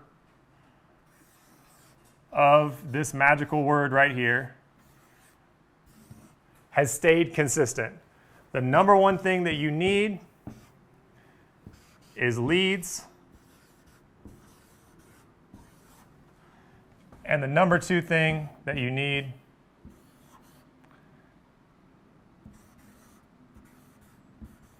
is nurturing. And nurturing is all about communication, right? And so it's really this simple when it comes to running ads. You're gonna have leads coming from all directions, hopefully, but the main driver of the majority of your leads that is really going to allow you to skip the line in this industry is going to be paid ads, specifically paid online ads. I mean, this is the only thing that I really know of where you can completely skip the line, right? Without me being able to run paid ads, I would have never been able to have my first month out of the gate be $1 million in sales, right? It's just not possible. So it's like there's other things you can focus on when you're growing your online presence, like your social media presence, your YouTube subscribers, your TikTok following, all those kind of things help. And I do believe that organic and paid do go hand in hand, right? They're almost like a yin and a yang to one another. But the yang force, the force that's really going to drive your ability to skip the line, is going to be your ability to generate leads from paid ads, right? And the reason I say this hasn't changed in 100 years is because it hasn't. Maybe 100 years ago, leads came from, the newspaper or word of mouth, and nurturing was also probably done mostly word of mouth because it's all about communication. So none of that's changed, right? It's just that now we have more lead sources than ever, and we have lead sources that we can really put a huge, like a can of gasoline behind to scale up. And then nurturing is all about those apps that we use to essentially bring in that client, whether it's email. I know a lot of you guys are using High Level, obviously, so that has kind of all the apps in one. But when you separate them out, you have email, you have text, you have Facebook Messenger, you have calls. All of these things are basically nurturing, right? And so we live in an age now where this is more powerful than ever, right? If we can nail down paid advertising and we can bring people in. Like I said, even if it's a self-funding offer where we're bringing them in at a net neutral or zero, but now we have that lead, we broke even, and anything we make off that lead in the future, whether it's a monthly subscription or whether it's upsells or whether it's selling that person something new down the road, that's really where the magic happens. And that happens through nurturing, which we're going to talk more about, how to use software to do that, and how to essentially basically make these two things tie together. Because if you have a quality lead source that is jamming and you're able to scale it, and you have software in place, I mean, think about anything you've ever done, right? Even if you go to a webinar or something that you sign up for a class, right? It's like you go there, you sign up, and then what's happening immediately? You're getting nurtured from all different angles. You're getting nurtured on the video that's on the funnel that you're going to. You're getting, let's say you're going to a webinar, so now you're getting text and email reminders to go to that webinar. If you miss the webinar, you're going to get a text or an email that's going to say, hey, we noticed you missed the webinar, sign up again or come back. That is the core, right? That's the core of what drives all of this. And so this is kind of, over the next week, I want to break this down to you guys, like I said, as simple as possible, because again, when I got into this, I didn't know the acronyms. There were so many people that got lost in that actually. I remember talking to my friends that were also kind of mutual friends of Chris and I, and they were also playing around in print on demand, doing far less revenue, come to find out. But they would always come to me and be like, oh, Mike, man, what's your CTR? What's your CPM? What's your HBO and CBS and TNT? And I didn't know any of this stuff. And I honestly felt a little bit embarrassed because I was like, oh my gosh, like, am I in the wrong industry? Because I don't know any of these acronyms, and these guys know all the acronyms, and I'm definitely going to lose this game because I can't even spell. But come to find out, by just focusing on the core numbers, by kind of trying to break it down into simplicity, that's really what helped me, right? Is that I knew my core numbers, right? I knew what it cost for my product. I knew what it cost to get a sale. And then I knew what my profit was, right? And it's so in that sense, I was able to put enough money behind what I was doing that it didn't matter that I didn't know some of those other more technical things. Now, I grew to know them, and it did help me over time as I started to kind of understand a little bit more.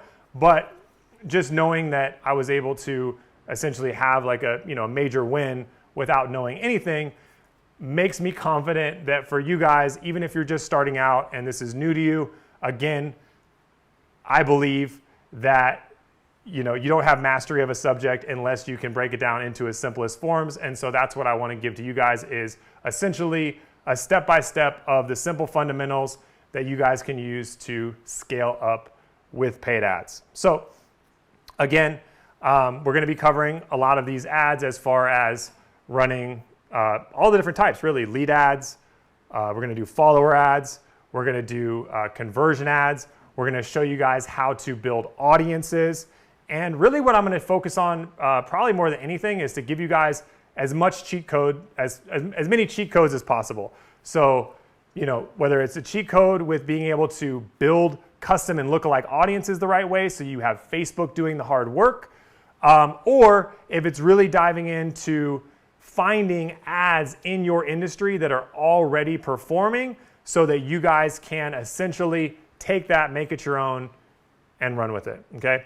On the coming weeks too, we're going to talk about some other cool tools. Some of you guys know about SimilarWeb. This is a super awesome tool we're going to dive into. They have free trials of it and things like that, but you can kind of dive in, and it's another one where you can go and actually see sites and how they're driving their traffic.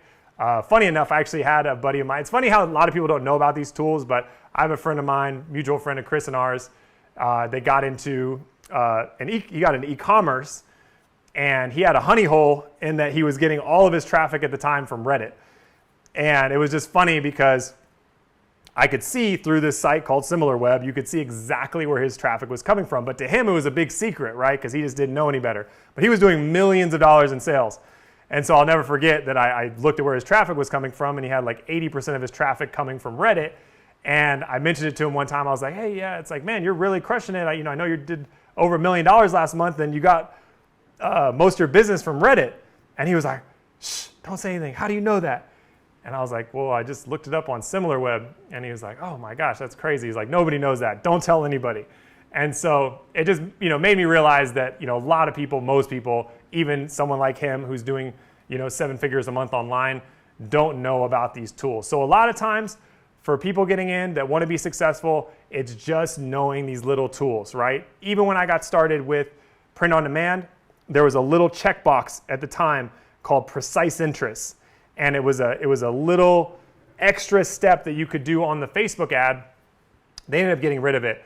But when it was popular, it was the way to scale up. It basically allowed for much, much higher conversion rates, right? But it was just this one piece of knowledge that if you just check this box called precise interest, that your revenue is going to go through the roof, right? And so a lot of times that's really what it is, right? It's like, what are the edges right now in the last quarter of 2023 that are going to be that little checkbox for you guys that are going to allow you to really get that edge, right? So I'm super, super excited that I'm here for the next week. Paid traffic is definitely one of my favorite subjects to teach because it was really my first breakthrough of being able to go from, being on the internet and not really having much traction to, being able to do 7 figures in not only a single month, but to do it in my first month in that industry and really feel the confidence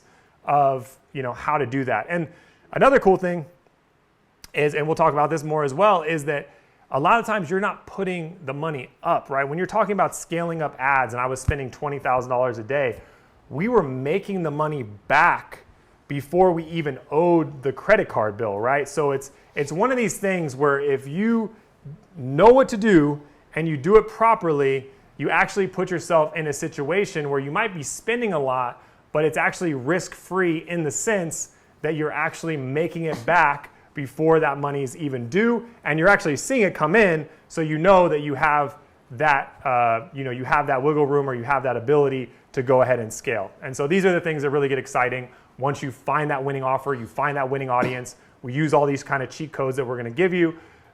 You can essentially implement it and start to scale, right? So super excited about all this this entire week. Glad to be hanging out with you guys again. Chris, if you come back up and we'll, I know you said you want to do a little wrap up.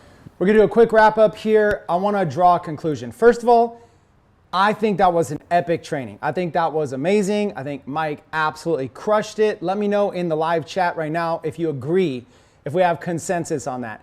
I also want to remind everybody that this was day one. Day one, we wanted to focus on the fundamentals, whereas day 2, 3, 4, 5, we're actually going to be diving in, sharing screens. For example, we're going to be diving into TikTok and actually setting up ads and actually walking you through the entire process. We're going to be diving into Facebook and actually setting up ads, showing you what it all looks like. So we're going to progressively get a little bit more intermediate and advanced through this 5-day academy. And so what's going to happen is you're going to start learning through the 5 days exactly what to do to be able to set ads. At the end of the 5 days, our goal is that you're equipped with enough knowledge to be able to actually set up an ads account and start running your first ads. Now, Michael mentioned running ads for as little as $5 a day. That's where I got started. We have to get a learning curve somewhere. So I basically ran with the $5 a day Facebook ad method. And that's where I got started running $5 a day ads. Now, you can't expect to make much money, if any money, off of $5, right? $5 is probably not going to make you a fortune. But what $5 a day ads do is they give you data. So you're going to basically, your first ad experimenting is going to be gathering data. You're going to try a bunch of different interests, a bunch of different audiences. And after doing it for like a week, you're going to start to say, okay, this audience is super expensive. Maybe you want to target real estate agents and you realize, wow, that's just super expensive. Probably because there's a lot of people competing to try to target real estate agents. But then there's going to be these interesting micro niches. Like when I started advertising, I was advertising to like little journals and trade publications and people that had an interest in that journal, and not many people were targeting that journal. And so when I targeted fans of that journal or people that had an interest in that, suddenly my ad cost went way down. And I started to be able to get data. After my first couple weeks of advertising, I'm realizing, okay, these ads are very expensive. These ads are very cheap. The quality of leads is very good here.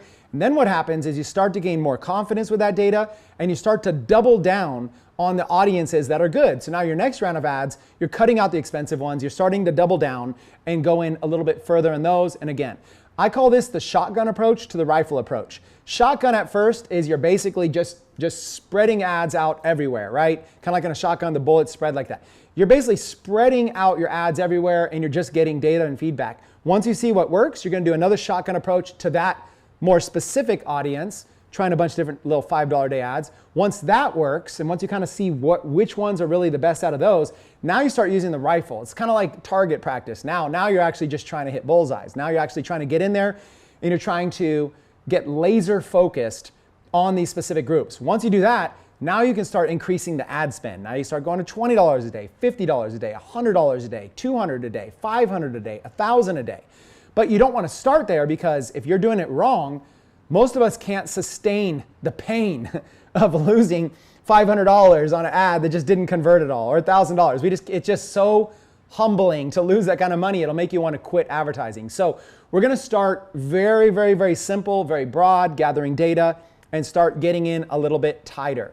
Now, also, you're going to notice over the 5 days, we're going to be teaching how to be able to advertise using our systems and our funnels. But maybe some of you watching right now have a different business that you're in. Now that's fine. Just keep in mind, whatever it is that we teach, whatever examples that we give, maybe Mike's giving an example of a print on demand campaign he ran. And you might say, well, I'm not running print on demand. Well, I want you to remember that it's basically the principles. See, Mike may share a print on demand campaign or a mobile app campaign or something, but the principles of that advertisement can be applied where Mike can apply the same principles to be able to generate leads for a real estate agent, generate leads for an insurance agent, a loan officer, could also generate leads for Atlas and the Internet Income System using the same principles. So I want you to kind of put on your business hat, think less about the specific examples and think more about the principles in those examples that you can apply to be able to actually have some success yourself. And the last thing I want to say is simply this. When it comes to ads, it's a game. Mike said this before, I just want to touch on it. It's a game of losing. And it's a weird mindset to put yourself in. You have to embrace the losses. You have to say, okay, paid advertising, I'm going to probably lose the vast majority of my time. But that one winner can make up for all the losses. Because here's what's happening. When ads are losing, you're able to stop them. So you're able to absolutely just stop the losses. But when an ad's winning, would you stop it? No. So a winning ad grows exponentially, it just keeps going. Whereas a losing ad, you can stop. So even though you might say, oh my God, I'm just losing a bunch of money. Remember, it's just about finding that winning ad. Or like Mike said, having those soldiers looking for that super soldier. Once you have that ad, it's just going to keep running. And eventually it's going to make up for all the losses. And then eventually it's going to start profiting. And if you could do that, for example, inside of Atlas, inside of our system, you can get to a point where literally every single day you've got 10, 20, 30, 40, 50 people joining. And you've got maybe 25% of those people converting into paid products. And now you can start to track the LTV and realize, wow, okay, maybe I'm spending $40 to acquire a customer, but the average customer is staying on 6 months, 9 months, a year on the residual income. And it just keeps going and keeps going. And it becomes so exciting. My main point I'm trying to make is once you master the art of paid advertising, you can virtually just beat any competition. And you can transfer the skill to any industry. You can start managing ads for clients. They'll pay you 10, 20% of the ad spend. You can start dominating leaderboards in any type of affiliate competition. And we teach it the right way. We teach it in a way where you're less likely to get your advertising account banned. You're less likely to have ads banned because we're going to teach you the right way to do it. So I think this is amazing. But if you liked today, days 2, 3, 4, and 5 are going to be even better because you're going to get hands-on training from experts who have been where you are, have cracked the code, have figured it out, and are willing to share openly their strategies with you. So unfortunately, we have a hard stop at 6 p.m. Pacific time every single day. We can't cover everything. So we have to find a time to wrap so that we can run our business as well. And so we'll be seeing you again tomorrow at 4 p.m. Pacific time for those of you that are live. If you're watching on demand, maybe it's already available right now. I'd suggest jumping straight into episode 2. And I would also suggest reviewing your notes and going to the Facebook group right now, actually. Go to the Facebook group now that you're done and go find the post about the Paid Traffic Academy inside the Facebook group and leave your feedback. Leave what you loved most. Mike's going to get a chance to read that. I'm going to get a chance to read that, and we can improve. So thank you everybody for attending live. Appreciate each and every single one of you, and we'll see you in the next episode. Thanks everyone.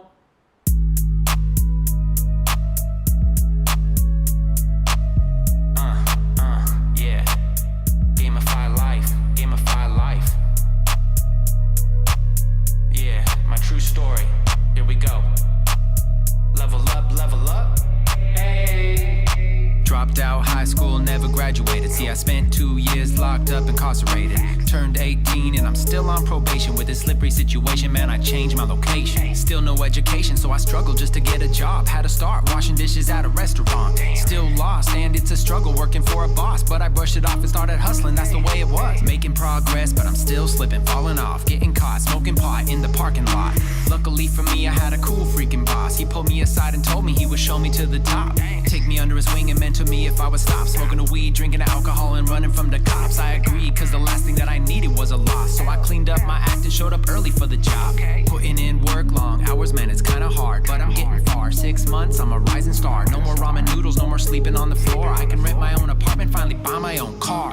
Gamify life, get your name on the board, man. Hustling, grinding, get a top score. Gamify life, get your name on the board. Turn your goals into levels, then level up more. Level up more, level up more. Level up more, level up more. Gamify life, get your name on the board. Turn your goals into levels, then level up more. Staring in the mirror like I made it, man, I'm feeling hard. Things are looking good, but I have fear it's gonna fall apart. Now I hit the ceiling at my job and I can't make no more. Plus I got this debt I can't afford up on my credit card. Feeling like I'm broke, but I got dreams to be living large. So I left it all and started over in my dad's garage. Now I'm sleeping on this old couch, thinking about my future house, building my future now. Picking a different route with a different crowd. I'm gonna figure it out. Open a business bank account, man, I'm official now. Starting a biz, breaking it down, flipping the products, making it now. Putting it up and I'm selling it out. Competition, we taking them down. I'm on a mission, I'm making them proud. Literally turning my life around. I got a vision, I'm looking to make a decision. It's time to carry it out. Look at me now, coming around. Cash flowing to paper now. Man, I've come a long way since I used to work that paper route. Gamify life, get your name on the board, man. Hustling, grinding, get a top score. Gamify life, get your name on the board. Turn your goals into levels, then level up more. Level up more, level up more. Level up more, level up more. Gamify life, get your name on the board. Turn your goals into levels, then level up more. 10 years later, still chasing that paper. Ain't nothing changed but the size of my acres. Living in the burbs, saying hi to my neighbors. Sipping coffee at the Keurig while I'm flipping through the paper. Feeling like I made it, but I'm feeling kinda empty here. Living in the bubble, same thing happens every year. Debit cards, credit cards, taxes, and fear. When the debtor calls, hit ignore and pass me a beer. And just like that, it was clear I was stuck trying to level up from the wrong gear. Sure, I was making 6 figures every year, but I really wasn't happy, so I switched my career. Now I'm getting bigger, I don't care about them haters. Dreaming like a skyscraper, I can see above the layers. Now I'm working smarter and my paper getting paper. I'ma multiply my money, flip it like a stock trader. Going up like an elevator. Flying high over my enterprise like an aviator. Up in the skies, open your eyes, realize you're major. Man, I've come a long way since I used to be a skater. Gamify life, get your name on the board, man. Hustling, grinding, get a top score. Gamify life, get your name on the board. Turn your goals into levels, then level up more. Level up more, level up more. Level up more, level up more. Gamify life, get your name on the board. Turn your goals into levels, then level up more. Level up more, level up more. Level up more, level up more. Gamify life, get your name on the board. Turn your goals into levels, then level up more. I challenge you to turn your goals into levels and level up. Each and every single day, you can do it. I want you to dream bigger. I want you to reach for the stars. I want you to set a vision so big that every fiber in your body wants to chase it down. I want you to wake up every single morning passionate to get started on chasing down your dreams. It's time to gamify life.